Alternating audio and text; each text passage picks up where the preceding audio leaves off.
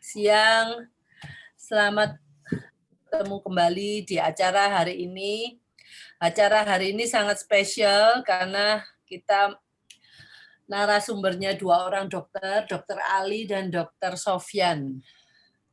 Nah, topik kali ini juga sangat spesial. Mungkin saya beritahukan lagi. Nah, mungkin topik ini membuat para orang tua menjadi apa ya, ingin tahu ini ceritanya gimana ini mengenai bagaimana penyandang ASD sampai berakhir di rumah sakit jiwa ini seperti apa. Nah, kebetulan Dokter Ali dan Dokter Sofyan punya banyak informasi yang bisa dibagikan kepada kita sebagai orang tua. Jadi hari ini kita punya pandangan lain bahwa ada yang bisa seperti ini. Saya pun tidak bisa, walaupun saya sudah lama berkecimpung di bidang anak-anak special need, tapi saya nggak tahu cerita sebenarnya. Nah, saya hari ini menjadi moderator, sekaligus saya juga hadir sebagai orang tua yang pengen tahu kira-kira ini ceritanya bagaimana. Nah, karena kebetulan Dokter Ali yang ada di sini sudah yang Dokter Sofyan masih mungkin berusaha connect, kita ngomong sama Dokter Ali dulu. Dokter Ali? Ya, aku lihat gambarnya dulu. Iya, akhirnya muka saya tampil. Dokter Ali, wah. Kok gak ada background-nya ya? Kok background-nya lemari gini? Aduh, kok jelek banget background-nya ya. Aduh. Ya kalau yang mau tahu Dokter Ali jelas ini sekarang nih di ya. Aduh, gak ada background-nya ya. Aduh. Dokter Ali mungkin berkenan untuk membuka bagaimana Dokter Ali yang selama ini sudah berkecimpung dengan anak-anak special need, nggak cuma anak, mungkin lebih banyak ke orang tuanya ya dok ya, ke orang tua. Lebih banyak ketemu orang tua sih daripada ketemu anak-anaknya. Ibu-ibu ini ya. Nah, mungkin bisa Dokter Ali menceritakan, mungkin ada juga yang masih baru join di sini, jadi mungkin belum tahu Dokter Ali itu siapa dan bagaimana kesehariannya dengan dalam berkecimpung dengan ibu-ibu sekalian. Berkecimpung kayak orang berenang. Oke, jadi gini, cerita dulu saya sambil nunggu Dokter Sofyan cerita dulu. Jadi cerita dari mana dulu ya? Kalau dari awal mula ya, dari awal mula terjun di bidang ini kapan gitu ya? Kalau mengenal bioresonansi itu mulai tahun 2004. Kemudian kalau mulai serius punya sendiri itu tahun 2007, ya kan? 2005, 2006 itu masa magang, ya magang di klinik BioE Tebet, ya klinik alergi Tebet, tempatnya Dokter Setiawan, ya yang akhirnya jadi ayah angkat, ya saking dekatnya ya. Kalau 2004 itu pertama kenal dengan Dokter Aris, ya Aris Wibudi. Kalau bioresonansi sendiri mulai ada itu sejak tahun 95 di Indonesia. Jadi waktu saya gabung ya sudah telat sebenarnya 2004 ya. Baru punya mesin sendiri tahun 2007 ya. Terlibat ya. Jadi kalau yang pertama kali ketemu penderita, bukan penderita lah, penyandang ya. Ya waktu itu kita masih ngomongnya penyandang autis ya, baru kenyataan kita tahu itu bukan autis ya, sebagian besar bukan autis ya. Jadi waktu tahu, masih kita cerita autis dulu ya, itu pertama kali kenalan dengan yang namanya autis itu tahun 2007 ya. Yang melayani adalah Dokter Setiawan ya di kliniknya. Saya nggak boleh melayani ya karena Bapak Ibu tahu kan saya kan galak ya, saya kan ya aneh ya. Jadi dianggap tidak mampu lah berkomunikasi ya membimbing orang tua sehingga takut malah nanti salah paham. Sehingga saya cuma disuruh melayani alergi aja deh ya. Sampai tahun 2009 akhirnya saya menemukan suatu metode gitu ya, tapi waktu itu tanpa suplementasi ya. Saya pikir tanpa suplementasi bisa, ternyata enggak ya. Karena ada hal yang bisa diselesaikan dengan suplementasi dan ada hal yang tidak bisa diselesaikan sama suplementasi. Ini Mata Hati masih ngalami ya periode peralihan saya ya tahun 2017 ya, kalau nggak salah pertama kali kita main di Mata Hati 2017, itu pasien-pasien angkatan pertama itu masih belum saya perkenalkan suplementasi ya. Yeah. Baru setelah itu kita rubah yang akhirnya progresnya jauh lebih cepat ya. Terus terang Bapak Ibu, sampai sekarang saya, Bung Mingve dan teman-teman yang lain itu masih belajar ya bidang ini. Di dunia ini masih baru ya.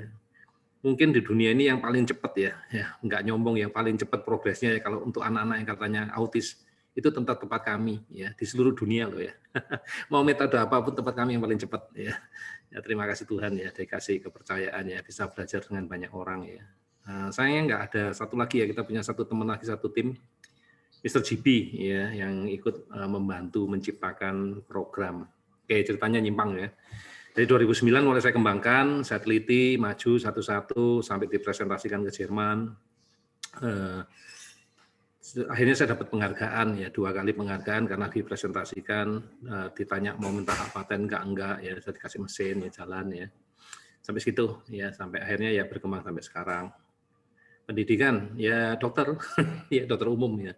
Jadi saya dokter umum, bukan dokter spesialis, bukan apa enggak. Jadi Bapak Ibu jangan salah paham, saya dokter umum ya. Malah saya dokter yang enggak praktek Bapak Ibu ya. Karena waktu saya lebih banyak untuk belajar, untuk meneliti. Ya, saya bukan dokter praktek ya. Makanya kalau Bapak Ibu nanya pasiennya kok cuma satu, ya itu cuma sebetulnya bukan praktek ya, mendampingi pemeriksaan, melakukan pemeriksaan terus memberikan jawaban ya. Jadi bukan dokter praktek, ya, jadi saya cuma peneliti, saya cuma membantu. Yang praktek ya Dokter Mariska, Dokter Sofyan, ya. Jadi kami saat ini ada 3 dokter, ya, yang 2 praktek, yang 1 nggak praktek, ya, saya nggak praktek. Saya lebih banyak belajar, lebih banyak meneliti. Menjawab konsultasi ya, kalau jawab SMS dari ibu-ibu itu cukup banyak ya. Sehari saya bisa terima mau ngomong ratusan tuh kok sombong banget gitu ya. Ya kenyataannya banyak ya Bapak, ya banyak banget ya. Sampai dini hari, pagi masih ada ya, malam masih ada. Gak dijawab langsung saya ditelepon, dok jawab SMS saya, sama WA saya ya. Enggak lah ya, enggak sampai separah itu ya. Tetap saya usahakan saya jawab. Oke, saya dokter ya, lulusan dari selamat siang Dokter Sofyan ya. Dokter Sofyan sudah datang. Saya memperkenalkan diri dulu Dokter Sofyan ya. Siang dok. Ya nanti Dokter Sofyan gilirannya ya. Nah, sekarang giliran dulu saya dulu. Saya pendidikan saya dokter ya, kemudian saya menyelesaikan biofisika saya itu bukan sekolah khusus enggak. Saya diajar oleh Dokter Aris sendiri ya, pribadi ya, Dokter Aris Wibudi, kemudian Dokter Setiawan. Kemudian lebih banyak saya belajar otodidak. Ya, mereka kursus, saya dikasih bukunya suruh baca sendiri. Sampai akhirnya saya tahun 2007 punya kesempatan untuk berangkat ke Jerman ya. Kemudian hampir setiap tahun setelah itu saya selalu berangkat ke Jerman untuk belajar. Ya. Itu yang terbanyak datang langsung ya kalau ke BIKOM ya. Kemudian saya sempat punya pengalaman ya belajar untuk memperdalam Ashira ya di beberapa tempat ya.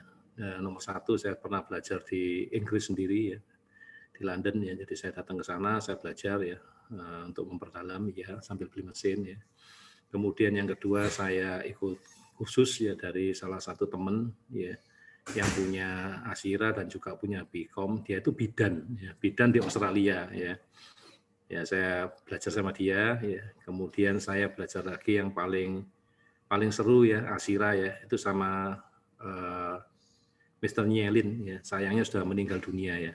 Ini yang saya paling puas ya, guru sekaligus sahabat ya.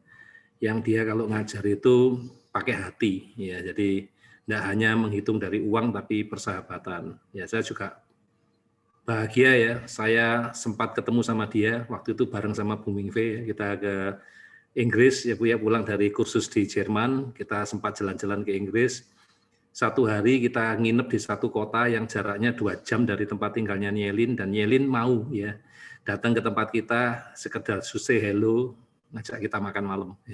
Itu pengalaman yang tak terlupakan dari seorang guru dan sahabat. Itu pengalaman saya ya. Kemudian saya tahu anak autis yang di rumah sakit mulai kapan ya. Ya, selama saya pendidikan ya, pendidikan saya itu udah umur 50 lebih ya, jadi udah 54 ya, 54 tahun Bapak Ibu. Maka saya harus buru-buru kalau mau nolong Bapak Ibu, harus cepat-cepatnya keburu saya pensiun ya. Jadi saat saya sekolah, ya kurang lebih saya usia masih 20-an gitu ya, saya perguruan tinggi, hampir saya tidak menemukan ya anak autis dewasa ya yang ada di luaran, dalam artian di luar ya. Kalau saya ketemu itu nggak pernah orang cerita itu sebagai anak autis, nggak ada ya. Mereka itu pasti dipasung ya, dianggap gangguan jiwa ya, nggak diperiksa, nggak diapain, pokok mengganggu pasung ya, ganggu pasung. Belum tentu mereka gila ya. Tapi dulu nggak ngerti saya ya nggak tahu ya, pokoknya dianggap gila gitu ya. Atau kadang-kadang kalau mereka capek nggak tahu ya dikirim ke rumah sakit ya, dianggap mereka gangguan jiwa ya. Dan kita nggak diajari banyak hal ya tentang autis, itu nggak diajari banyak hal ya waktu saya di sekolah, sehingga saya tidak boleh dikatakan tidak pernah menemukan anak autis dewasa. Taunya kalau sudah gede ya gangguan jiwa, ya gangguan jiwa, gangguan jiwa, gangguan jiwa. Makanya nggak heran kalau di buku klasifikasi gangguan jiwa, autism itu masuk di sana gitu loh, karena nggak ada yang klaim, ya yang klaim cuma orang gangguan jiwa. Kadang-kadang saya nanya ya kenapa dimasukkan ke sana, mungkin nanti Dr. Sofyan juga bisa menjelaskan. Mungkin karena ciri-cirinya menyerupai ya, menyendiri ya, merusak ya I don't know lah ya kayak gitu. Mungkin dari saya itu dulu ya perkenalan, saya kembalikan ke Bung Mingve atau Dr. Sofyan ya untuk melanjutkan cerita siapa Bung Mingve, siapa Dr. Sofyan. Ya, mungkin yang kedua kita berikan kesempatan ke Dr. Sofyan untuk memperkenalkan diri. Siapa itu Dr. Sofyan? Kita kan banyak yang masih belum kenal, kecuali orang Kendari ya. Orang tua dari Kendari pasti kenal semua sama Dr. Sofyan. Tapi di luar itu kita masih belum tahu. Mungkin Dr. Sofyan bisa memperkenalkan sebelum saya ya memperkenalkan diri saya. Itu Dr. Sofyan. Iya Bu, terima kasih atas kesempatan yang diberikan. Assalamualaikum warahmatullahi wabarakatuh. Selamat siang, salam sejahtera untuk kita semua. Baik, perkenalkan ya. Jadi saya Dr. Sofyan ya, sehari-hari bertugas di Rumah Sakit Jiwa ya, Provinsi Sulawesi Tenggara, Rumah Sakit Jiwa Kendari. Jadi saya bertugas di Rumah Sakit Jiwa itu sejak 2011 ya sampai dengan sekarang.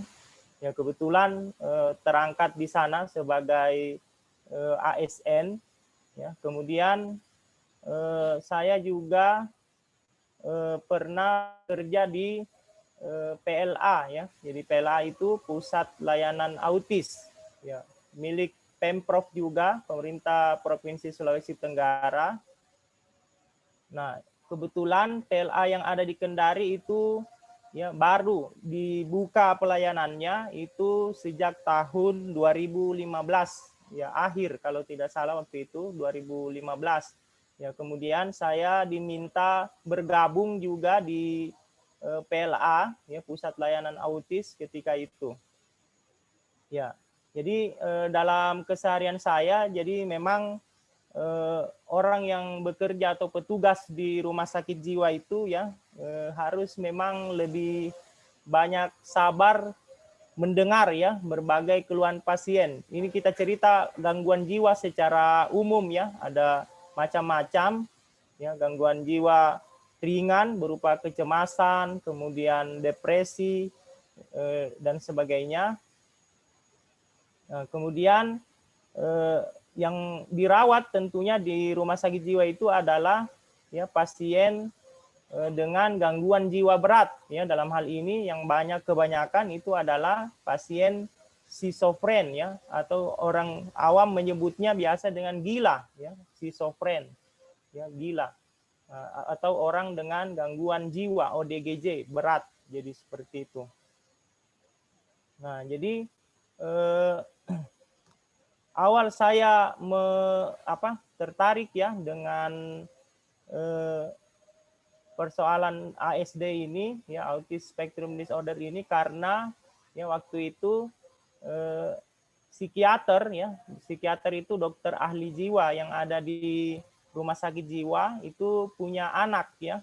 Jadi punya anak bungsu yang kebetulan waktu itu ya dia juga seorang penyandang autisme, jadi seperti itu ya. Jadi saya ingat waktu itu ya anaknya itu sudah cukup besar ya, agak remaja waktu 2012-an itu ya, umurnya sekitar 9-10-an tahun ya. Jadi di dalam satu ruang perawatan ya karena dokter umum maupun dokter psikiater di situ ditugaskan di masing-masing ruang perawatan ya. Jadi ketika itu setelah keluar dari ruang perawatan saya kaget ya melihat motor yang ada di parkiran itu yang sementara parkir itu terbaring di lantai semuanya ya, tersusun jadi seperti itu. Wah, saya kaget siapa yang melakukan. Nah, ternyata yang melakukan itu adalah anak dari psikiater tadi yang merupakan penyandang autistik tadi. Jadi seperti itu. Ya, jadi itu saya kemudian berpikir, wah ini autisme itu apa ya? Jadi seperti itu. Nah, itu ketertarikan saya yang pertama. Kemudian saya ketika itu melaporkan ke dokter psikiater tadi yang anaknya telah melakukan tadi ya, motor yang ada di parkiran itu dibaringkan semua ke tanah, jadi seperti itu. Jadi itu luar biasa. Nah, kemudian saya beritahukan ke psikiater ya, kemudian psikiater itu yang menjawab ya seperti itulah anak saya itu pun sudah saya berikan obat, salah satu obat ya, risperidon ketika itu sampai dosis 6 mg per harinya. Jadi itu yang buat saya terhenyak, jadi seperti itu.